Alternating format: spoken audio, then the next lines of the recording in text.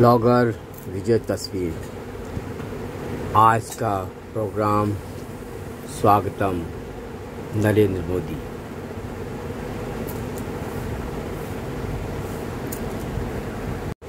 जहां उनका भव्य स्वागतम है संत पंत प्रधान नरेंद्र मोदी। शिवाजी पार्क में स्त्री हो या पुरुष, बच्चे हो या बड़े, सभी इनके स्वागत में आए। बिझनेसमॅन जो भी है। आदर्श असे अनेक शब्द आम्हाला ऐकायला मिळायचे। आता वेगळं काँग्रेसला मत देणार, घरी बसून काम करणार, माझं कुटुंब माझी जबाबदारी, याच्या पलीकडे आज आपल्याला काही ऐकायला येत नाही। पण बंधू भगिनींनो, आपण पाहू शकतो माननीय मोदीजींच्या नेतृत्वात जी महायुती या ठिकाणी तयार झाली आहे, या मुंबईमध्ये, या महाराष्ट्रामध्ये गेल्या 10 वर्षांमध्ये जे परिवर्तन आपण बघितलं ते परिवर्तन आम्ही या ठिकाणी सांगतो।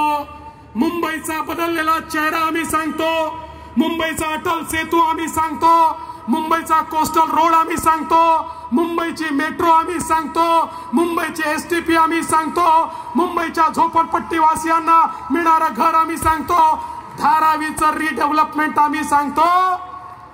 इंडिया आघाडीवाल्यांनो, सांगा तुम्ही या ठिकाणी काय सांगू शकता? अरे एक प्रोजेक्ट, एक मुंबईकरांकरता केलेलं तुमचं एक काम तरी या ठिकाणी दाखवा।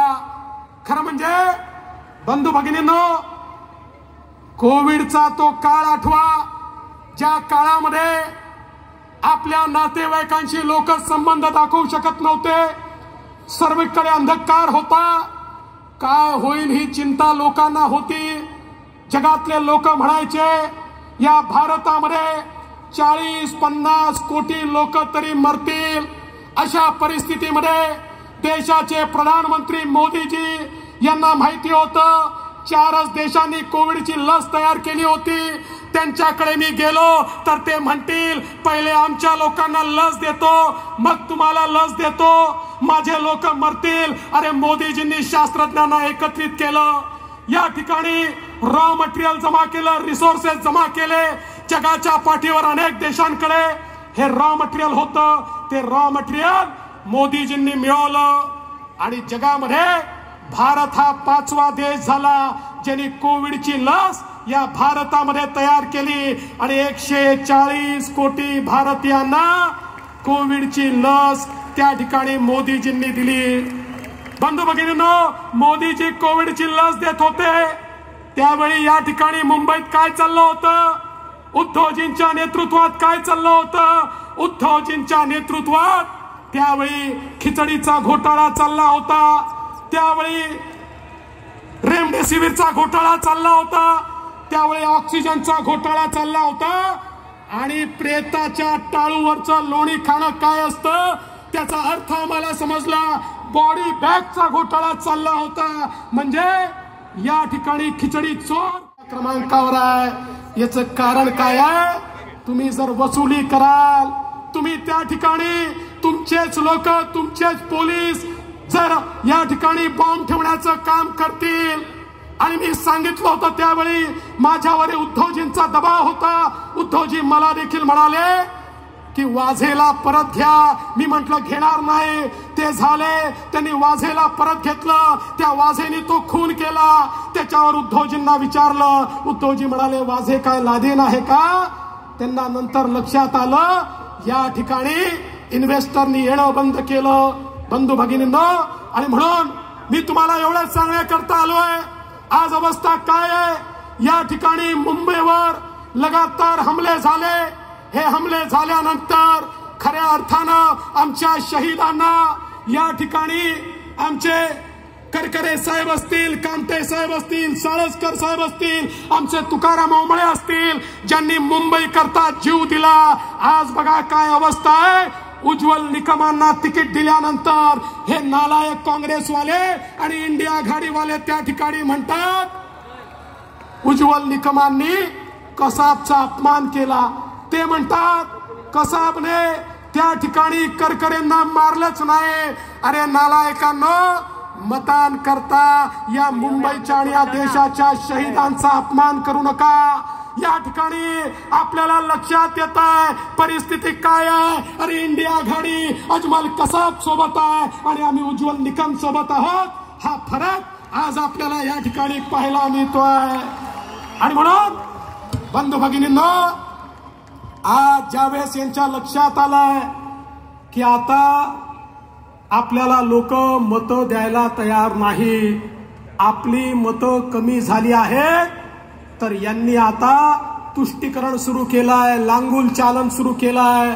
आता यांनी त्या ठिकाणी लांगुल चालन सुरू केलंय. अरे आमचं मत आहे या देशाच्या रिसोर्सेसवर पहिला अधिकार हा गरीबाचा आहे. तो गरीब हिंदू असो, मुस्लिम असो, सिख असो, ईसाई असो, बौद्ध असो, या ठिकाणी मोदीजींनी कधी धर्माच्या आधारावर भेदभाव केला नाही. पण बंधू भगिनींनो, आज बघा मतांची लाचारी काय आहे. मतांची लाचारी ही आहे की आता उद्धव ठाकरेंनी या ठिकाणी हिंदू हृदय सम्राट बोलणं सोडून दिलं आणि बाळासाहेबांच्या नावाने कॅलेंडर छापतात आणि त्याच्यावर जनाब बाळासाहेब ठाकरे लिहितात.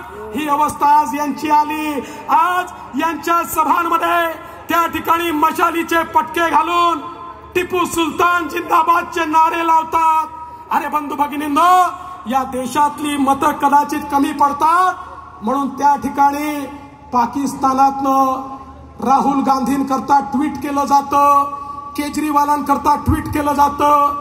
आम्हाला वाटलं होतं उद्धवजी तरी वेगळे असतील, पण बंधू भगिनींनो, उद्धवजींच्या पक्षाच्या रॅलीमध्ये मुंबई बॉम्बस्फोटाचा आरोपी त्यांचा स्टार प्रचारक आहे. आणि त्याहीपेक्षा वाईट असं आहे की त्यांच्या रॅलीमध्ये पाकिस्तानचे झेंडे त्या ठिकाणी लहरवले जातात.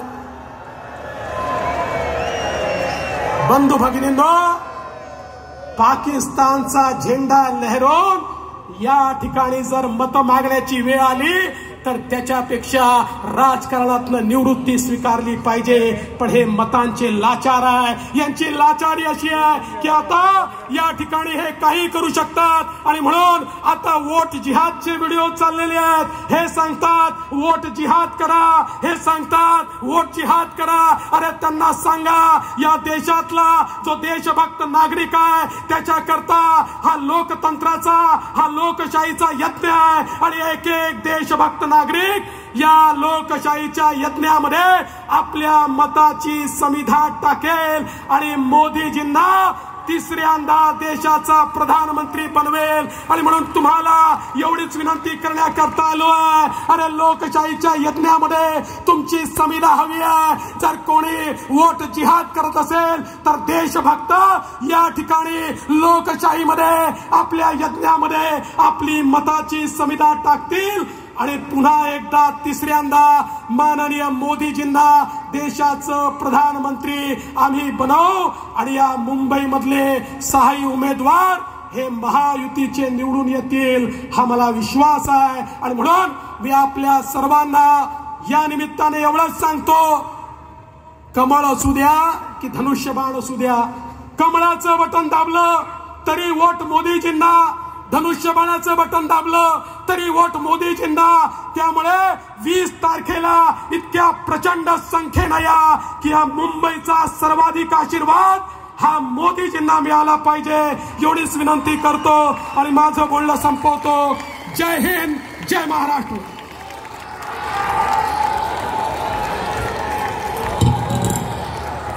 खूप खूप धन्यवाद मंडळी.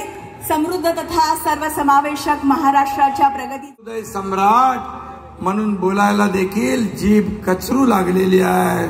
आणि म्हणून ही लाचारी खरं म्हणजे मतांसाठी, खरं म्हणजे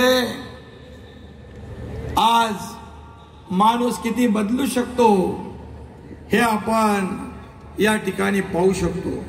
माझ्याकडे वेळ नाही, नाहीतर नरेंद्र मोदीजी यांच्याबद्दल जे उद्गार त्यांनी काढले, जी अतिशय भरभरून प्रशंसा केली, त्यांनाच आज रोज शिव्याशाप घालणारे, आरोप करणारे, आपण सरडे रंग बदलणारे पाहिले, पण इतक्या जलद गतीने रंग बदलणारा सरडा अद्याप कोणी पाहिलेला नाही. आणि म्हणून मी आपल्याला एवढंच सांगतो, सोनिया गांधी, राहुल गांधी, पवार साहेब, लालू प्रसाद, फारुख अब्दुल्ला या सर्वांवर बाळासाहेबांनी आपल्या ठाकरे शैलेत हल्ला केला. पण याच पवित्र शिवतीर्थावर उभाटा त्या सर्वांच्या मांडीला मांडी लावून बसलेला आपण पाहिला. हे या महाराष्ट्राचं, या मुंबईचं दुर्दैव आहे. खरं म्हणजे समोरच बाळासाहेबांची समाधी शक्तीस्थळ आहे. आणि खरं म्हणजे या उभाटाची हे थेर पाहून बाळासाहेबांच्या मनाला देखील यातना होत असतील याचा विचार त्यांना नाही. आणि म्हणून स्वातंत्र्यवीर सावरकरांचा अपमान करणाऱ्यांच्या विरोधामध्ये बाळासाहेबांनी स्वतः जोडे मारो आंदोलन केलं, आपल्याला माहित आहे. मणिशंकर अय्यरचं कानपाट फोडलेलं आपल्याला माहित आहे. पण उभाटा त्याच काँग्रेसचे जोडे डोक्यावर घेऊन मिरवताना आपण पाहतोय. आणि म्हणून बाळासाहेब म्हणायचे काँग्रेसचं गवत उपटून टाका, पण आज त्याच गवतात हे उभाटा लोळताना आपण पाहतोय. हे दुर्दैव आहे. आणि म्हणून बिघडलेल्या पोरानं चुकीचा रस्ता धरला आणि आता लोकांना सांगतात माझा बाप चोरला. अरे काय ते खेळ नाही. खरं म्हणजे ही अतिशय दुर्दैवी बाब आहे. बाळासाहेबांचे विचार घेऊन आम्ही पुढे चाललोय. बाळासाहेबांचे प्रॉपर्टी तुमची आहे, संपत्ती तुमची आहे, परंतु मी त्या दिवशी जाहीर केलं बाळासाहेबांची संपत्ती प्रॉपर्टी आम्हाला नको, त्यांचे विचार हीच आमची संपत्ती आहे. आणि म्हणून ते आम्ही पुढे घेऊन चाललेलो आहे. आज काय परिस्थिती आहे? बाळासाहेबांचा फोटो आणि त्याच्या खाली काँग्रेसच्या हाताचा पंजा. मुंबईवर लागलेले पोस्टर आपण पाहिले असतील. बाळासाहेबांचा मतदानाचा अधिकार 6 वर्ष कोणी काढून घेतला होता? तर काँग्रेसने. आता माझं मत काँग्रेसला असं अभिमानाने उभाटा निर्लज्जपणे सांगू लागले. आणि खरं म्हणजे हे तुम्हाला चालेल? आणि म्हणून बाळासाहेबांचं नाव घेण्याचा नैतिक अधिकार आहे. चालवणार. अरे कोविड मध्ये पण कोमट पाणी प्या आणि घरात बसा, दादा बरोबर आहे. आणि म्हणून आज मोदीजींनी 100 कोटी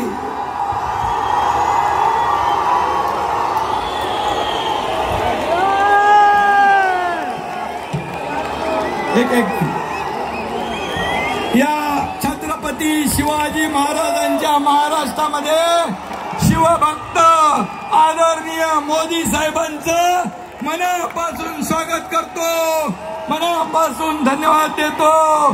देश का नेता कैसा हो, देश का नेता कैसा हो.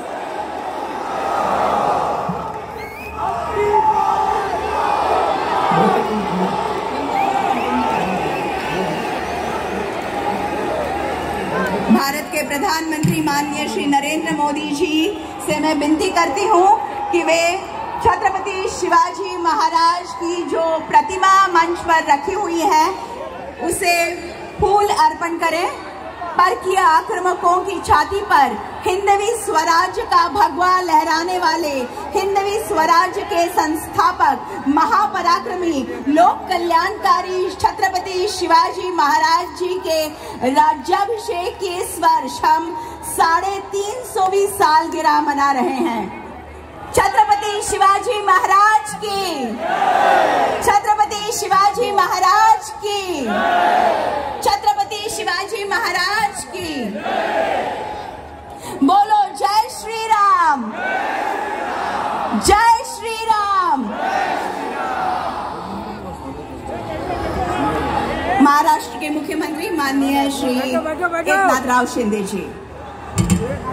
आता आपल्याला सगळ्यांना आदरणीय विश्वगौरव लोकप्रिय यशस्वी मोदीजींना ऐकायचं आहे, पण मी एवढंच सांगतो आपल्याला की या महाराष्ट्रामध्ये छत्रपती शिवाजी महाराजांच्या महाराष्ट्रात या देशाचा कारभार करणारे लोकप्रिय प्रधानमंत्री नरेंद्र मोदीजींचं मी आपल्या सगळ्यांच्या वतीने मनापासून स्वागत करतो, मनापासून त्यांना धन्यवाद देतो. आणि म्हणून मी आपल्याला एवढंच सांगतो की देशातील 140 कोटी जनता काय म्हणते, माझं मत मोदींना, कारण त्यांनी देश सुरक्षित ठेवला. माझं मत मोदींना, कारण त्यांनी गरिबाचं कल्याण केलं.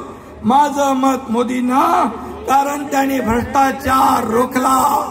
माझं मत मोदींना, कारण त्यांनी अर्थव्यवस्था 11व्यावरून 5व्या क्रमांकाला आणली. माझं मत मोदींना, कारण लाभार्थ्यांचे पैसे जनधन खात्यामध्ये जमा केले. माझं मत मोदींना, कारण त्यांनी 80 कोटी जनतेला मोफत राशन दिलं. त्याचबरोबर 5 लाखांचा आरोग्य विमा दिला. माझ्या आया बहिणींना सन्मान दिला. आत्मनिर्भर केलं. बेरोजगारांच्या हाताला काम दिलं. देशाला आत्मनिर्भर केलं. आणि म्हणून माझं मत मोदींना, कारण देशाला महासत्तेकडे ते घेऊन चालले आणि देशाचा ऐतिहासिक वारसा जपण्याचं ते काम करताय. आणि म्हणून माझं मत मोदींना हा प्रत्येक नागरिक म्हणतो, कारण महामानव बाबासाहेबांचं संविधान वाचवण्याचं काम, जपण्याचं काम मोदीजींनी केलंय. म्हणून आपल्या सगळ्यांनी ठरवलेलं आहे की या देशाला एक कणखर देशभक्त राष्ट्रभक्त प्रधानमंत्री पाहिजे. आणि म्हणून एकीकडे देशभक्ती आहे, दुसरीकडे देशद्रोह विचार करणारे पाकिस्तानी विचार आहे. आणि म्हणून तुम्ही आपल्याला कोण पाहिजे? मोदीजी पाहिजे. फिर एक बार, फिर एक बार. आणि आपल्याकडे आहे महाराष्ट्र.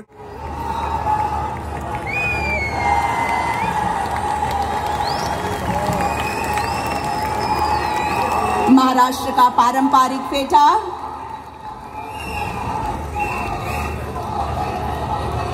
सम्मान का प्रतीक ये शॉल,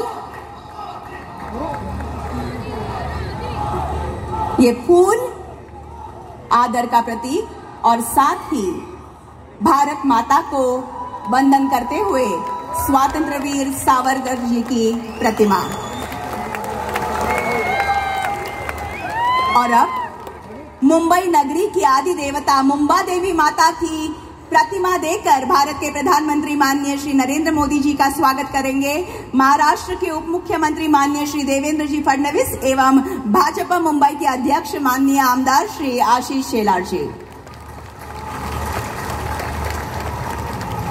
विद्या तथा कला की आदि देवता श्री गणेश जी सिद्धि विनायक की मूर्ति देकर भारत के प्रधानमंत्री माननीय श्री नरेंद्र मोदी जी का स्वागत करेंगे महाराष्ट्र के उप मुख्यमंत्री माननीय श्री अजीत दादा पवार एवं माननीय खासदार श्री सुनील तटकरे जी.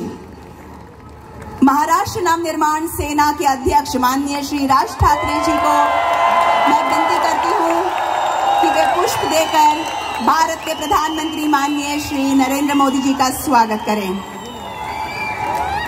और अब संविधान की प्रतिमा प्रदान कर भारत के प्रधानमंत्री माननीय श्री नरेंद्र मोदी जी का स्वागत करेंगे माननीय केंद्रीय राज्य मंत्री श्री रामदास आठवले जी.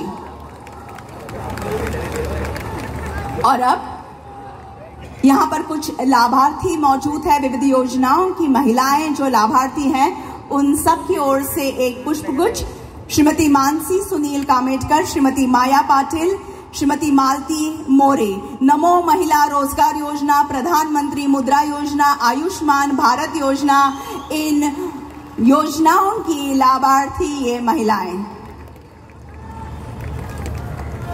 धन्यवाद।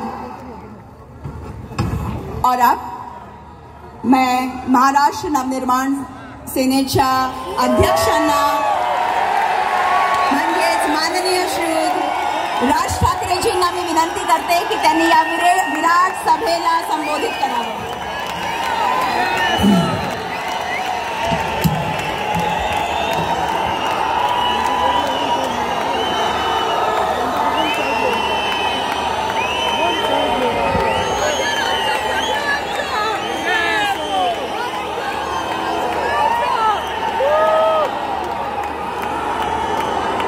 पंडित जवाहरलाल नेहरू याच्यानंतर हिंदुस्थानचे तिसऱ्यांदा पंतप्रधान बनणारे भारतीय पंतप्रधान नरेंद्र मोदीजी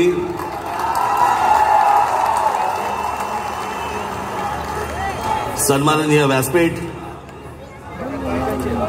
आणि माझ्या जमलेल्या तमाम हिंदू बांधवांनो, भगिनींनो आणि मातांनो,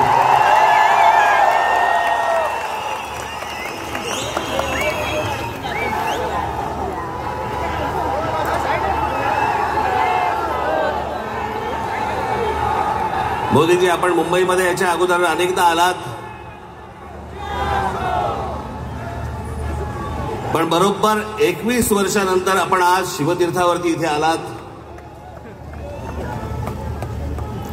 मला आजही आठवते त्यावेळेला आपण इथे कमळामधनं बाहेर आला होतात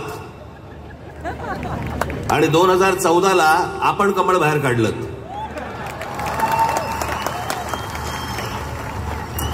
मी आज फार वेळ काही भाषण करणार नाही, आपल्याला सगळ्यांना मोदीजींचं भाषण ऐकायचंय।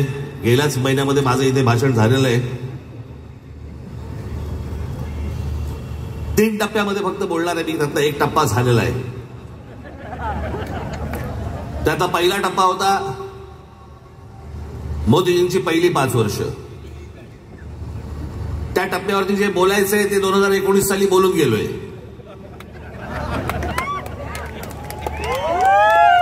उरली आता गेली 5 वर्ष। मला असं वाटतं आता देवेंद्रजी, मुख्यमंत्री अजितदादा, इतर सर्वांनी, उद्धव ठाकरे, शरद पवार आणि इतर सर्व माणसांवरती वेळ घालवला। मला असं वाटतं त्यांच्यावरती बोलायची गरज नाही। जे सत्तेतच येणार नाहीये त्यांच्याबद्दल आपण का बोलतो?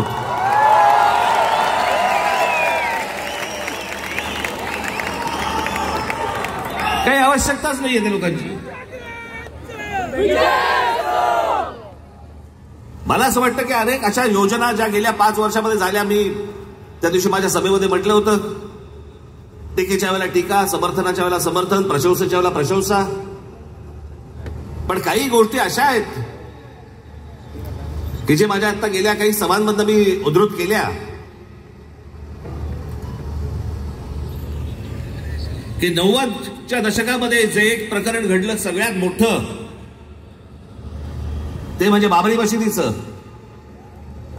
हजारो कारसेवक तिकडे उत्तर प्रदेशमध्ये गेल्यावरती तिथे मुलायम सिंग यादवच्या लोकांनी, पोलिसांनी तिकडे आमच्या कारसेवकांना ठार मारले, शरयू नदीमध्ये प्रेतं फेकून दिली। ते चित्र काही माझ्या डोळ्यासमोर कधी गेलं नाही। आणि ज्यावेळेला बाबरीचा ढाचा पडला त्याच्यानंतर ते राम मंदिर बनवू मनात असं आलं होतं की कधी हे बनणार नाही बहुधा। पण मोदीजी, मी आपल्याला खरोखर धन्यवाद देतो की आपण होतात म्हणून ते राम मंदिर होऊ शकलं।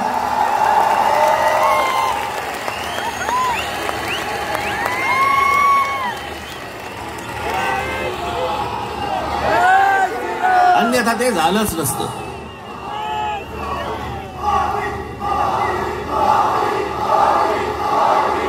जेव्हापासून मी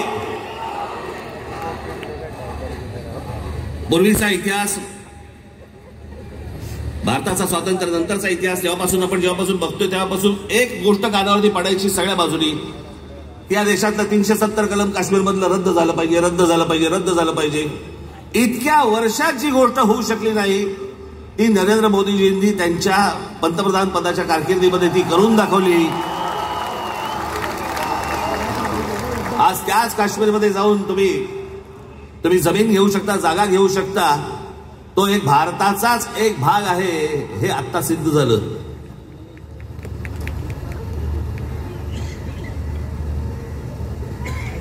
राजीव गांधी ज्या वेळेला पंतप्रधान झाले त्यावेळेला एक मोठी केस झाली होती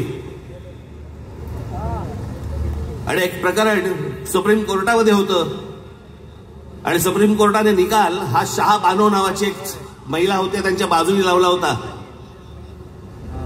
आणि सुप्रीम कोर्टाने तो निकाल लावल्यानंतर राजीव गांधींनी खासदारकी तो लोकसभेमध्ये बहुमताच्या आधारावरती तो सुप्रीम कोर्टाचा निकाल म्हणजे ज्या बाईला न्याय मिळाला होता तो काढून टाकला. आणि त्या मुस्लिम महिलेला कधी न्याय मिळू शकला नव्हता एका छोट्या पोटगीसाठी.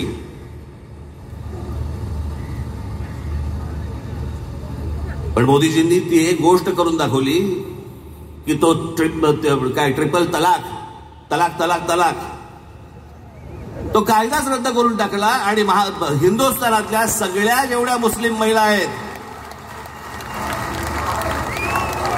त्यांच्यामध्ये एक समाधानाचं वातावरण झालं की रात्री आपला नवरा आला, शुद्धीत आहे का बेशुद्धीत आहे माहित नाही, पण समजा उद्या तलाक बोलला तर करायचं काय पुढे. पण तो विषयच बंद करून टाकला. मला असं वाटतं की हे अनेक गोष्ट अन्नधान्य पुरवण्यापासून लस देण्यापासून अनेक गोष्टी झाल्या. पण मी ह्या सगळ्या गोष्टींना सर्वात धाडसी निर्णय मानतो. ही गोष्ट करून घेणं इतकी वर्ष जी होऊ शकली नाही ती गोष्ट मला असं वाटतं करून घेणं हे मला असं वाटतं की सगळ्यात महत्वाची गोष्ट आहे असं मला वाटतंय. अनेक योजना राबवल्या गेल्या अनेक वर्षांमध्ये. आज मोदीजी मी फक्त आपल्या समोर उभा आहे पुढच्या 5 वर्षासाठी. या पुढच्या 5 वर्षामध्ये आमच्या सर्वांच्या महाराष्ट्राच्या आपल्याकडनं अनेक अपेक्षा आहेत. त्या मला फक्त अपेक्षा आपल्या समोर फक्त बोलून दाखवायच्या आहेत. याच्यापेक्षा मला कुठचंही लंब चौडं भाषण नाही करायचंय. त्यातली माझी पहिली अपेक्षा आहे की गेले अनेक वर्ष खितपत पडलेला मराठी भाषेला अभिजात भाषेचा दर्जा मिळावा. ही गोष्ट आपण पंतप्रधान झाल्यानंतर मराठीला तो सन्मान मिळेल अशी मी मोदीजींकडे अपेक्षा व्यक्त करतो आणि ती होईल तितक्याच धाडसाने ती होईल अशी मला खात्री आहे.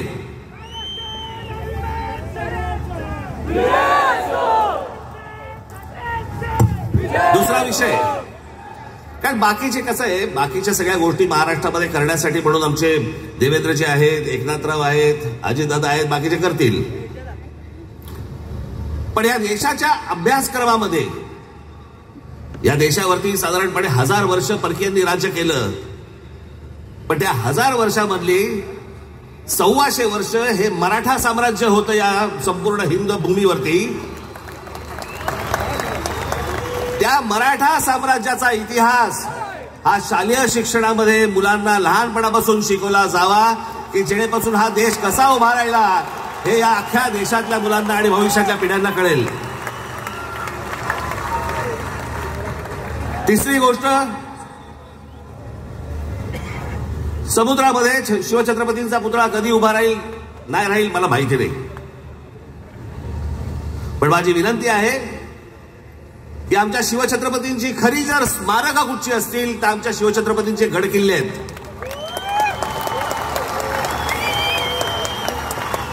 आणि या गडकिल्ल्यांना पूर्वीचं ऐतिहासिक वैभव प्राप्त करून देण्यासाठी म्हणून आंतरराष्ट्रीय दर्जाची एक समिती नेमावी. भविष्यातल्या येणाऱ्या पिढ्यांना या देशातल्या पिढ्यांना कळेल की आमचा राजा कोण होता आणि त्यांनी काय इतिहास गाजवला हे त्या आमच्या गडकिल्ल्यांवरनं कळेल. याच्यासाठी म्हणून आपल्याकडनं गोष्ट व्हावी अशी माझी अपेक्षा आहे.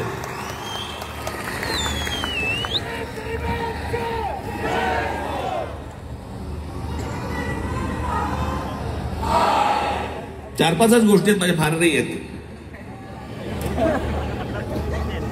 देशभरामध्ये अनेक ठिकाणी मोदीजी आम्ही पाहिलं की आपण उत्तम रस्ते बनवलेत, अनेक फ्लायओव्हर्स बनवलेत, अनेक ब्रिजेस बनवलेत. माझी आपल्याला कळकळीची विनंती आहे की गेल्या 18-19 वर्ष आमचा मुंबई गोवा महामार्ग हा अजूनही तसाच आहे, अजूनही तसाच खड्ड्यामध्ये आहे. तो लवकरात लवकर व्हावा अशी माझी आपल्या सर्वांना विनंती आहे. मगाशी रामदासभाईंनी उल्लेख केला, मोदीजी आपण पण आपल्या अनेक सभांमध्ये पण सांगितलं, पण आज जरा खडसावून सांगावं की या भारतामध्ये डॉक्टर बाबासाहेब आंबेडकरांनी जे उभं केलेलं जे संविधान आहे त्या संविधानाला कुठेही धक्का लागणार नाही. तुम्ही लावणार कधीच नव्हतात, पण जे विरोधक ज्या प्रकारचा प्रचार करतायत मला असं वाटतं त्यांची तोंड एकदाचीच बंद व्हावीत की जेणेकरून परत त्यांची तोंड उघडली जाणार नाहीत, अशी अनेक जनतेची ह्या महाराष्ट्रातल्या अपेक्षा आहे. या देशामध्ये अनेक करोडो मुसलमान आहेत, लाखो मुसलमान आहेत, देशभक्त मुसलमान आहेत, जे या देशावरती प्रेम करतात, जे या देशावरती खरंच त्यांची निष्ठा आहे. खरं तर सांगायची गरज नाही, पण काही मुठभर आहेत जे आज उद्धव ठाकरे आणि काँग्रेसला जे पाठिंबा देणारे आहेत ना, त्यांचा उद्देश हा फक्त गेल्या 10 वर्षात त्यांना डोकं वरती नाही काढता आलंय. आणि ते डोकं वरती काढण्याचा मार्ग कोणता, तर काँग्रेस सारखा सुलभ मार्ग नाही. याच्यासाठी म्हणून ते आज त्यांना सगळ्यांना पाठिंबा देत आहेत. पण लाखोच्या संख्येने, करोडोच्या संख्येने आज मुसलमान आपल्या बरोबर आहेत. त्याला एक शाश्वती पाहिजे, त्याला मनात आदर आहे, तो काम धंदेवाला आहे, त्याला काम करायचं या देशामध्ये, तो या देशाचा नागरिक आहे, पिढ्यानपिढ्या राहणार आहे. पण मला असं वाटतं की हे जे मुठभर आहेत, हे ओवेसी सारख्या ज्या अवलादी आहेत, यांच्या मागून फिरणारे जे लोक आहेत, यांचे जे अड्डे आहेत, हे अड्डे एकदा तपासून घ्या. तिथे माणसं घुसवा, देशाचं सैन्य घुसवा आणि हा देश एकदा कायमचा सुरक्षित करून टाका. म्हणजे आमच्या आया बहिणींना याच्या पुढे देशामध्ये फिरताना कोणत्याही प्रकारचा त्रास इथे होणार नाही, अशी मी आशा अपेक्षा बाळगतो. आणि शेवटचं म्हणजे आमची मुंबईची रेल्वे, लाखो प्रवासी या रेल्वेने प्रवास करतात. या प्रवास करणाऱ्या रेल्वेच्या संपूर्ण यंत्रणेवरती आपण केंद्र सरकारने आपण बारीक लक्ष द्यावं, जास्तीत जास्त त्याच्यासाठी पैसे द्यावे, जास्तीत जास्त ती यंत्रणा चांगली कशी होईल याच्यासाठी म्हणून आपण पाहावं. एवढ्याच फक्त मी आज अपेक्षा आपल्या समोर घेऊन आलो होतो. बाकी भविष्यातला येणारा हिंदुस्थान हा आपल्या हातून उत्तम पद्धतीने मोठा हो, जगात मोठा हो, घडो, ही एक आशा अपेक्षा बाळगतो आणि आपण सर्वांची मी रजा घेतो. धन्यवाद. जय हिंद, जय महाराष्ट्र. धन्यवाद. राज के भगीरथ माननीय श्री नरेंद्र मोदी जी से मैं सविनय प्रार्थना करती हूँ कि वे उनकी ओजस्वी वाणी और बहुमोल विचारों से हमें अनुग्रहित करें.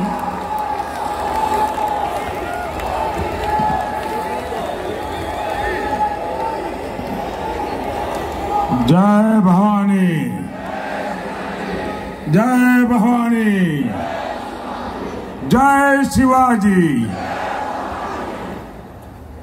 छत्रपति शिवाजी महाराज की, छत्रपति शिवाजी महाराज की.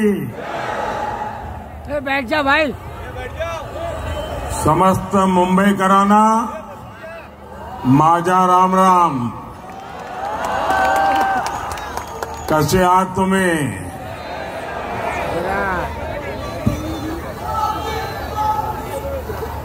आप सभी हमें आशीर्वाद देने आए हैं. मैं आपका हृदय से बहुत बहुत आभार व्यक्त करता हूं. साथियों, मुंबई ये शहर सिर्फ सपने नहीं देखता, मुंबई सपनों को जीता है.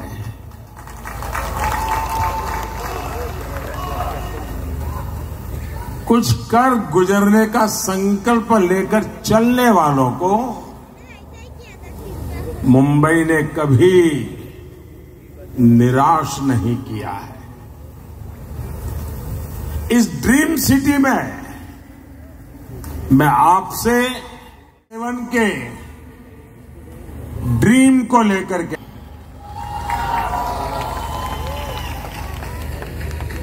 एक सपना है देश का, एक संकल्प है देश का। हम सब ने मिलकर विकसित भारत बनाना है और इसमें मुंबई की बहुत बड़ी भूमिका है। साथियों, आप मुंबई के लोग रफ्तार की कीमत सबसे ज्यादा समझते हैं। भारत के साथ आजाद हुए कितने ही देश हमसे आगे निकल गए। हम क्या किसी से कम थे? फिर कमी कहां थी? कमी उस सरकार में थी जिसने भारतीयों के सामर्थ्य पर भरोसा नहीं किया, विश्वास नहीं किया। नींद में है क्या बेटा? और मैंने ऐसे ऐसे प्रधानमंत्री देखे हैं। हाँ सर। और मैं आप सबको कहूंगा, मुंबई वालों को, कि YouTube पर जाकर के लाल किले से अब तक कौन प्रधानमंत्री क्या बोले हैं सारा अवेलेबल है।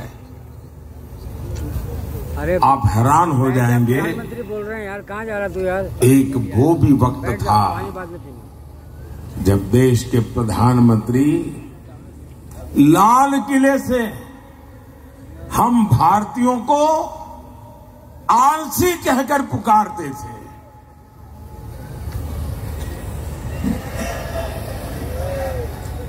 जिन सरकारों की सोच ऐसी रही हो, वो देश को कभी आगे नहीं बढ़ा सकते। मैं आज पूरी गंभीरता से कह रहा हूं, आजादी के बाद गांधी जी की सलाह पर अगर कांग्रेस को भंग कर दिया गया होता तो आज भारत कम से कम 5 दशक आगे होता।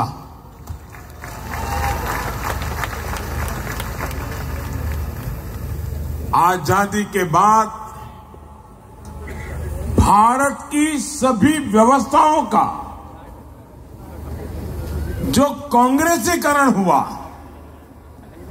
उसने देश के 5 दशक बर्बाद किए हैं। साथियों, जय श्री राम। देश आजाद हुआ तो भारत दुनिया की 6ठी बड़ी अर्थव्यवस्था था। हम दुनिया में नंबर 6 पर थे और 2014 में जब कांग्रेस गई बसाना पार्टी में आए और हमें जब सत्ता सुपुर्द की, तब देश की अर्थव्यवस्था 6 नंबर से 11 नंबर पहुंच गई थी। ये इन्होंने काम करके गए हैं। जय श्री और जब से बसाना आपने इस सेवक को काम दिया, 10 साल में आज देश दुनिया की 5वें नंबर की आर्थिक ताकत बन करके खड़ा है।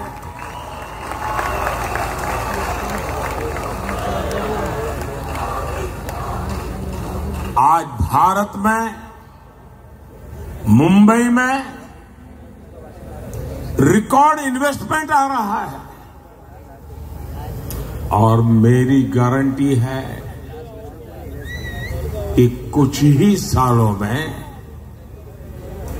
जब मैं आपके बीच आऊंगा तो हम दुनिया की तीसरी बड़ी आर्थिक ताकत बन चुके होंगे।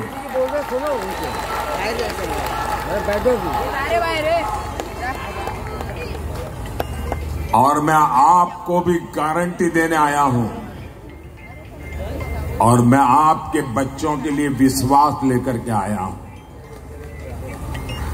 अरे फौज आ गई। मैं आपको विकसित भारत देकर जाने वाला हूं।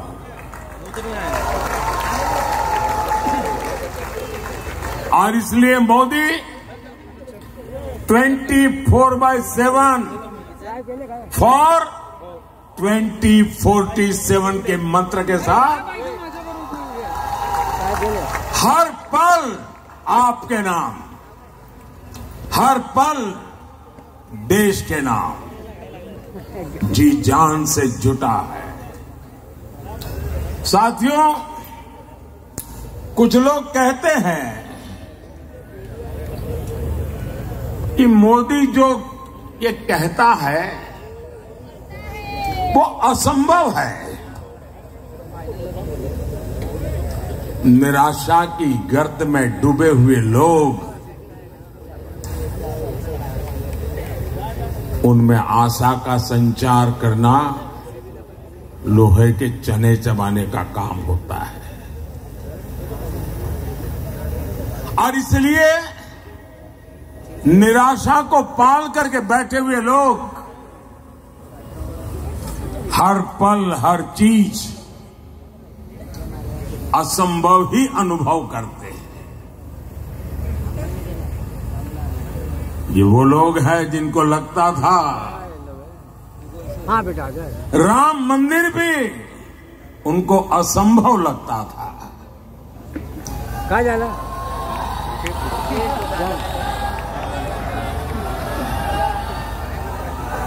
एक मिनट कहाँ जाना? कहाँ पहले कहाँ?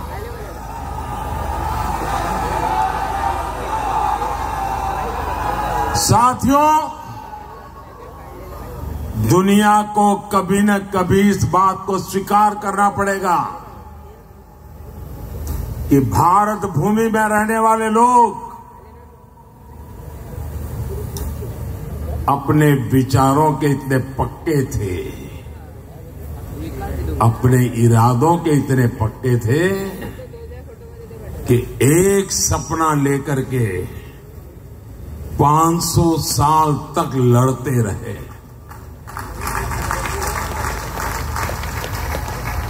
ये छोटा इतिहास नहीं है।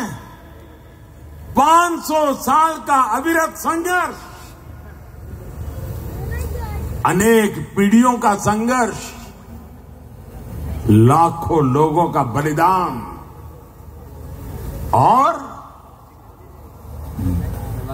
500 साल तक संजोया हुआ सपना आज रामलला भव्य मंदिर में विराजमान है।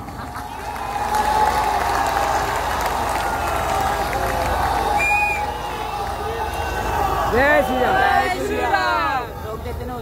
ये निराशा की गर्त में डूबे हुए वो लोग हैं जिनको आर्टिकल 370 का हटना भी असंभव लगता था। आज हमारी आंखों के सामने आर्टिकल 370 की जो दीवार थी ना, उस दीवार को मैंने कब्रिस्तान में गाड़ दिया है।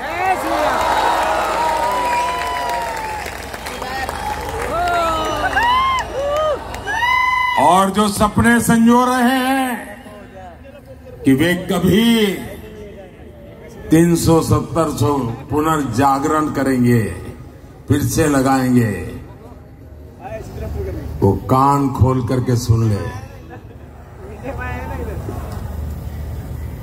ये विरासत मामूली विरासत नहीं है। दुनिया की कोई ताकत दोबारा 370 नहीं ला सकती।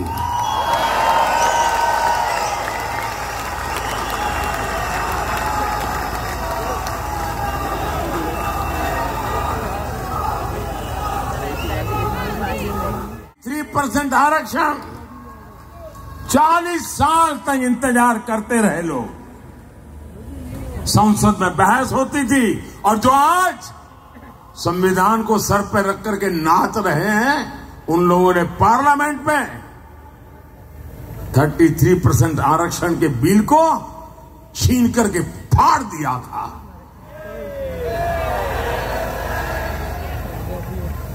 इन सब की छाती पे बैठ करके आरक्षण हुआ कि नहीं हुआ?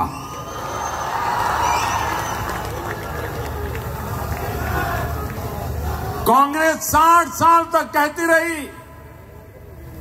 कि गरीबी हटाएंगे, और इनकी तो फैशन थी। और आप सचमुच में थोड़ा जो हिस्ट्री में रुचि रखते हैं जरा देख लीजिए। आप लाल किले से इन प्रधानमंत्रियों के भाषण सुनेंगे और इन परिवार के सभी प्रधानमंत्रियों के भाषण सुनेंगे, तो उनके 20-25 मिनट के भाषण में 10 मिनट वो गरीबी पर बोलते थे। और कोई भी चुनाव का उनका भाषण सुन लीजिए, वो गरीब गरीब गरीब गरीब गरीब गरीब गरीब गरीब गरीब गरीब गरीब गरीब गरीब गरीब गरीब गरीब गरीब गरीब गरीब माला ही जपते रहते थे। लोगों की आंख में धूल झोंकते थे और गरीबों को एहसास कराते रहते थे कि तुम तो गरीबी में जीने के लिए ही पैदा हुए हो। इस देश में गरीबी को हटाना असंभव लगता था। भाइयों बहनों, मोदी ने 10 साल में 25 करोड़ लोगों को गरीबी से बाहर निकाल करके दिखा दिया है।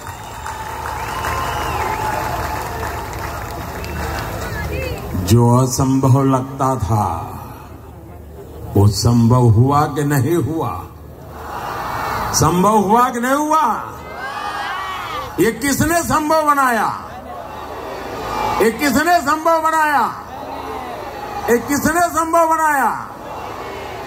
कौन सी ताकत है जिसने ये किया है? ये कौन सी ताकत है?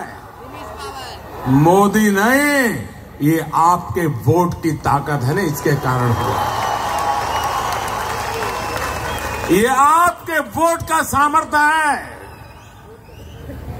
और इसलिए मैं, जो अपने बच्चों का उज्जवल भविष्य चाहते हैं, जो शांति और सुरक्षा चाहते हैं, जो विकास के अनगिनत अवसर चाहते हैं, जो भारत को विश्व में माथा ऊंचा करके जीने वाला देश के रूप में देखना चाहते हैं, ऐसे हर नागरिक को कहता हूं, जरा घर से बाहर निकलिए। मैं आज मुंबई करके पास आया हूं, आपसे आशीर्वाद मांगने आया हूं। आप रिकॉर्ड तोड़ करके सारा मतदान करके दिखाइए इस बार। आज जब मतदान करने के लिए घर से निकले ना, तो याद करना, कभी वो बम धमाके हुआ करते थे। सुबह घर से निकलते थे तो शाम को जिंदा लौटेंगे कि नहीं लौटेंगे, इसका कोई विश्वास नहीं था। आज गर्व के साथ आपकी बेटी शाम को आनंद से घर लौट सकती है, ये याद करके जाना। और कमल पे और मेरे साथियों के जो सिंबल है, उन पे अपना बटन दबा करके मोदी को जरा मजबूत कीजिए।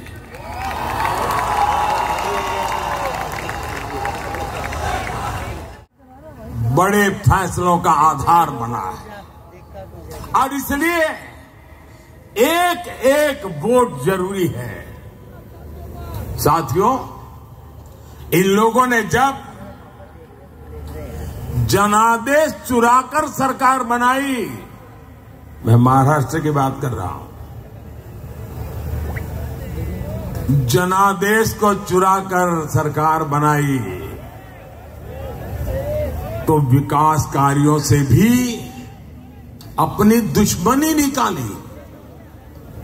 बुलेट ट्रेन का काम हो, मुंबई मेट्रो का काम हो, डेडिकेटेड फ्रेट कॉरिडोर हो, जेएनपीटी में कंटेनर टर्मिनल का काम हो, मुंबई से जुड़े हर बड़े प्रोजेक्ट को इन्होंने लटकाया अटकाया और भटकाया। ये मुंबई के लोगों से दुश्मनी निकाल रहे थे। साथियों, मोदी का एक महत्वपूर्ण संकल्प है। मोदी मुंबई को उसका हक लौटाने के लिए आया है।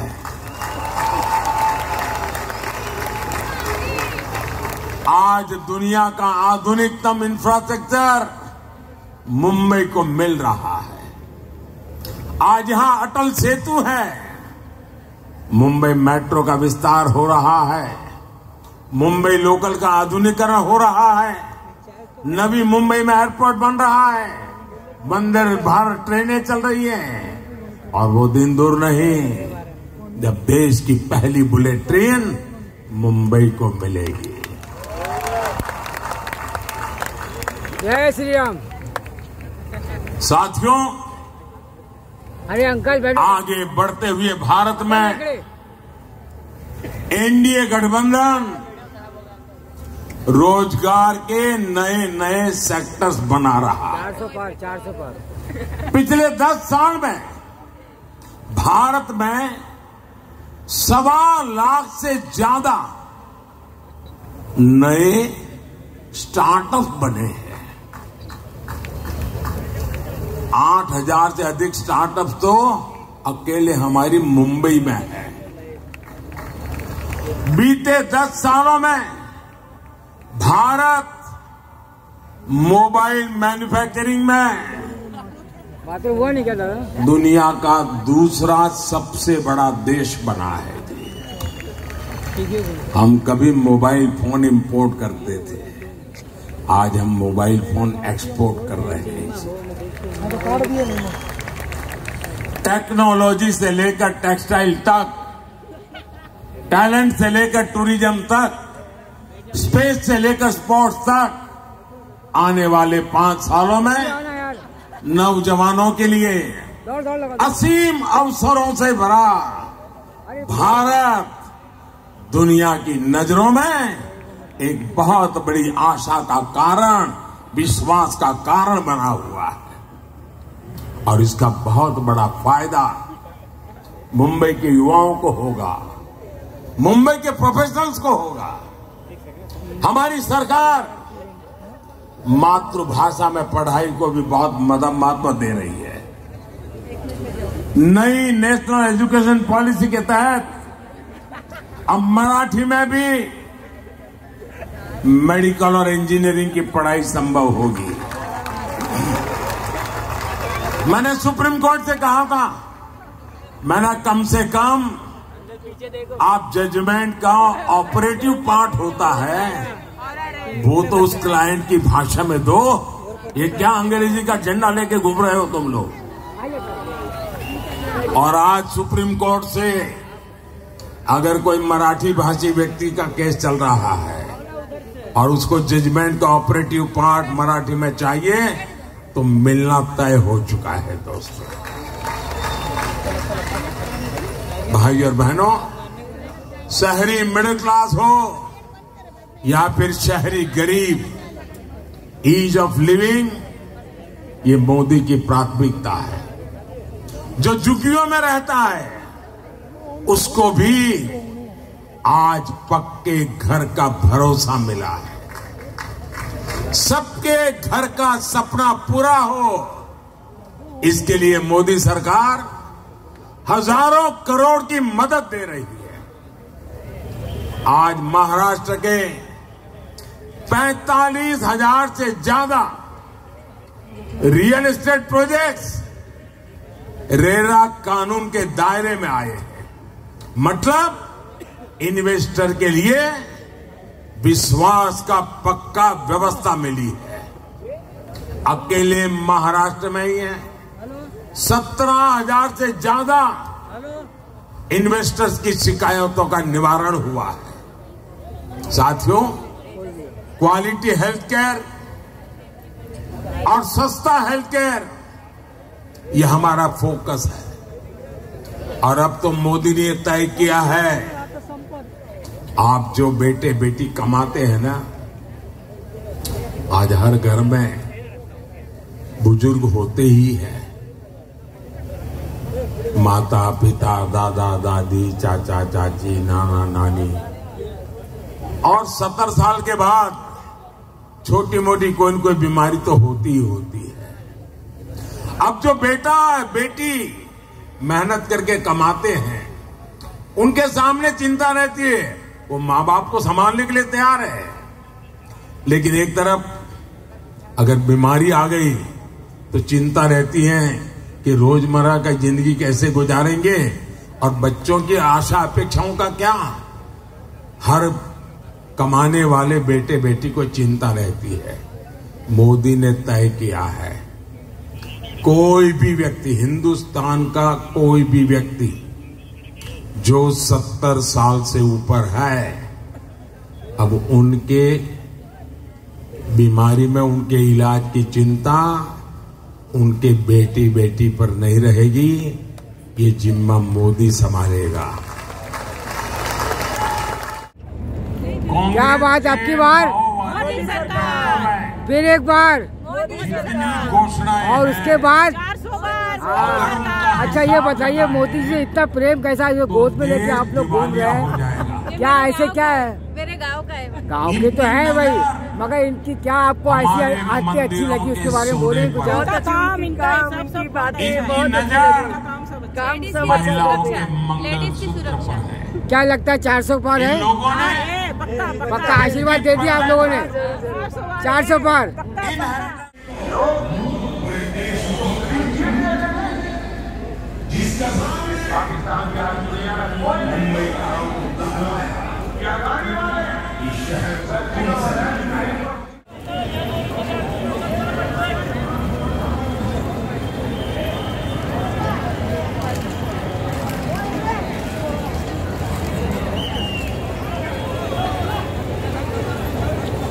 जय श्री राम, जय जय श्री राम, जय श्री राम, जय श्री राम।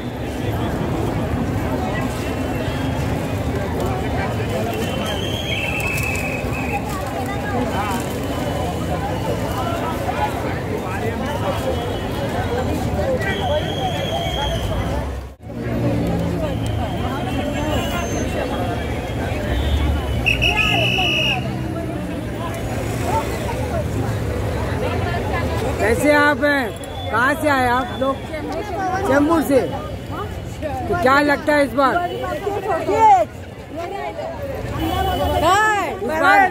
हाँ भरा, इस बार क्या लगता है मोदी सरकार आएगा?